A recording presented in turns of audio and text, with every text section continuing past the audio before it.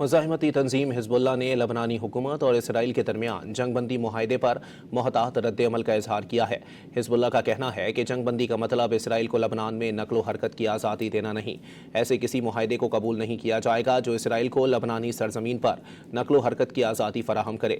Hezbollah के मुताबिक लबनानी हुदूद में इसराइली अफवाज की मौजूदगी लबनान और उसके अवाम को मज़ाहिमत का हक देती है। उधर हिज़्बुल्लाह के इत्तेहादी और लबनानी पार्लियामेंट के स्पीकर नबिया बहरी ने एक तहरीरी बयान में अवाम से अपील की है कि वो अपने घरों को वापसी में जल्दबाजी ना करें।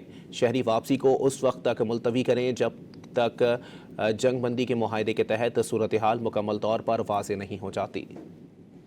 मुज़ाहिमती तंजीम हिज़्बुल्लाह ने लबनानी हुकूमत और इसराइल के दरमियान जंग बंदी मुआहदे पर मोहतात रद्द-ए-अमल का इजहार किया है।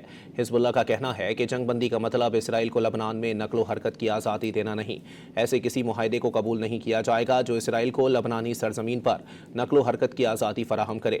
हिज़्बुल्लाह के मुताबिक लबनानी हुदूद में इसराइली अफवाज की मौजूदगी लबनान और उसके अवाम को मज़ाहिमत का हक देती है। उधर हिज़्बुल्लाह के इत्तेहादी और लबनानी पार्लियामेंट के स्पीकर नबिया बहरी ने एक तहरीरी बयान में अवाम से अपील की है कि वो अपने घरों को वापसी में जल्दबाजी ना करें। शहरी वापसी को उस वक्त तक मुलतवी करें जब तक जंग बंदी के मुआहदे के तहत सूरत हाल मुकम्मल तौर पर वाज़ेह नहीं हो जाती।